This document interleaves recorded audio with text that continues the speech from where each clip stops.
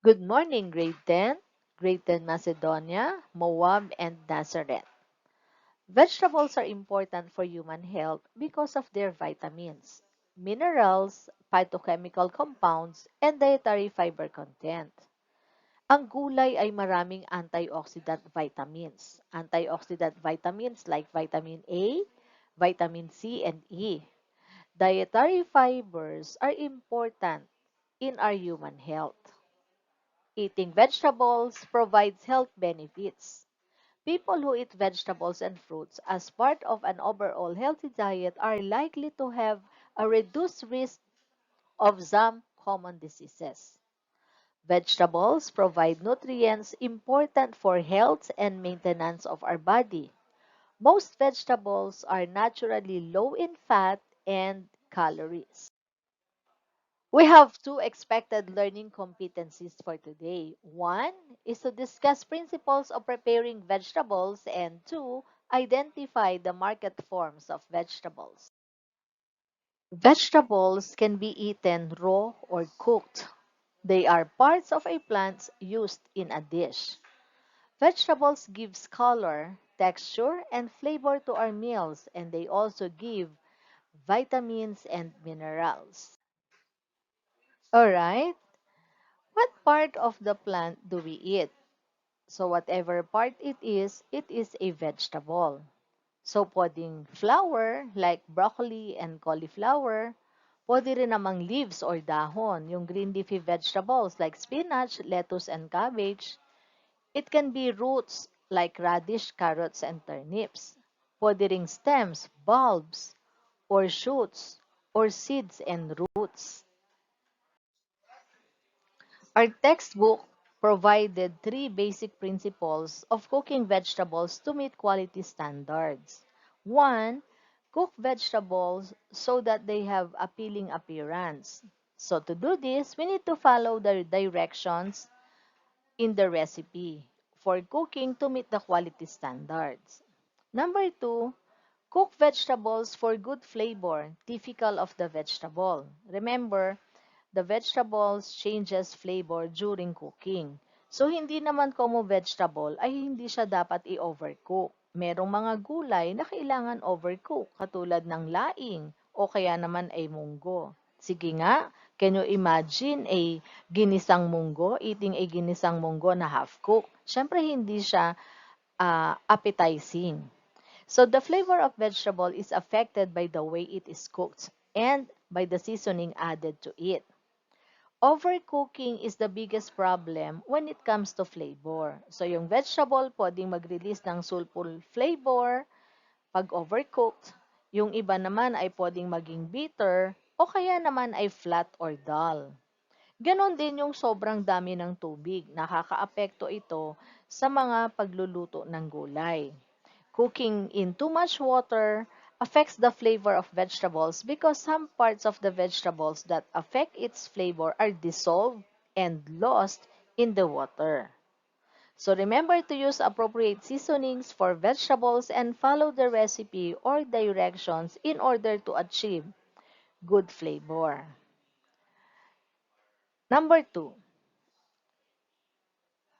serve vegetables at the right temperature. Vegetables placed on the serving line should be set between 160 degrees Fahrenheit and 180 degrees Fahrenheit. The serving line should be set to hold the hot foods above the internal temperature of 135 degrees Celsius. Vegetables are available in the market in four forms. We have fresh, canned, frozen, and dried. So what are the desirable qualities of a fresh vegetables? It should be crisp, bright color, firm, and absence of decay. So saan naman siya dapat i-store? It should be stored in the refrigerator and should be consumed within 2 to 3 days. Buying vegetables in cans have two advantages. One, it is pre-cooked and it is convenient. But there are two disadvantages also.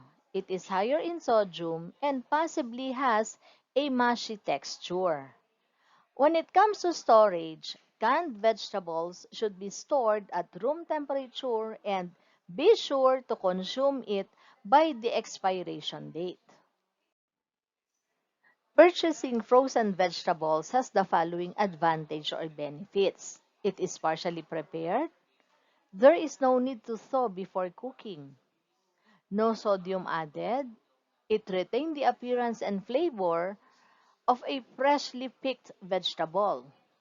It usually costs less than fresh, and of course it is available even if it is out of season. For the storage, it should be kept inside the freezer, and let us avoid refreezing if thawed. The most common dried vegetables are legumes, yung dry beans katulad ng munggo. Its benefit is that it can be stored longer when compared to fresh, and it is available all year round. Its disadvantage is it must be soaked before cooking. Kasi nga ito ay dry, kailangang ibabad muna natin sa water para mag-absorb ng moisture at madali siyang lutuin. Kasi kapag yung dried beans, dinerecho mo sa cooking process, mas matagal or longer ang cooking time. So, mas mahal yung cost ng LPG natin o kaya mas matagal ang iyong pagluluto. So, since it is dry, ang storage nito ay ilalagay lang natin sa cool, dry place. So, to summarize, there are four market forms of vegetables. We have fresh, canned, frozen, and dried. Now, let's move on to selecting and preparing fresh vegetables. Number one, purchasing, storage, and preparation are factors that affect vegetable cookery. As previously mentioned, the vegetables are those that are in season and freshly picked. Look for vegetables that are firm, brightly colored, and not bruised or damaged. Ideally, purchasing vegetables from a farmer's market where they have just been picked or at their freshest and most nutritious would be best.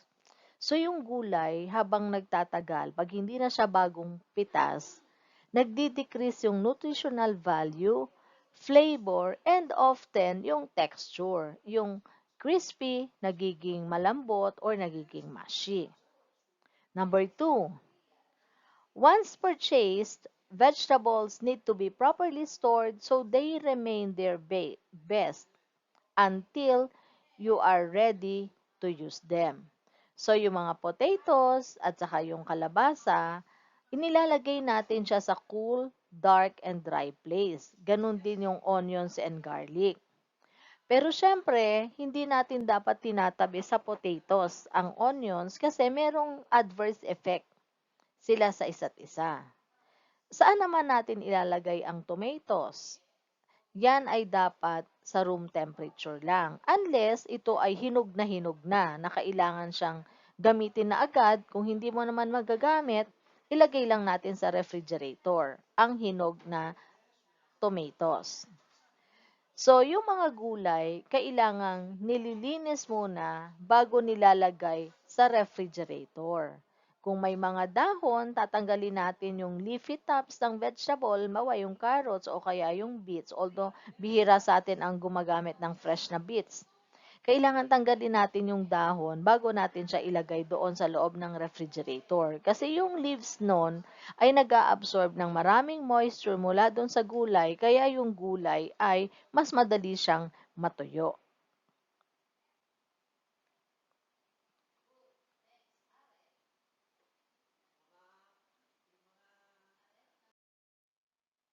Without exception, all vegetables should be wiped or washed before you properly prepare them. Peeling and trimming vegetable skins like carrots and potatoes is a common practice. Are you learning, guys? Well, I hope you are. So in closing, allow me to read a verse from 1 Thessalonians chapter 5 verse 18, and it says, Give thanks in all circumstances, for this is God's will for you in Jesus Christ. Alright, for our written works and performance tasks, I'll see you later inside our virtual classroom. This has been your teacher Malou Obispo saying thank you for your active participation. Stay well and safe at all times. May God bless us all. Bye!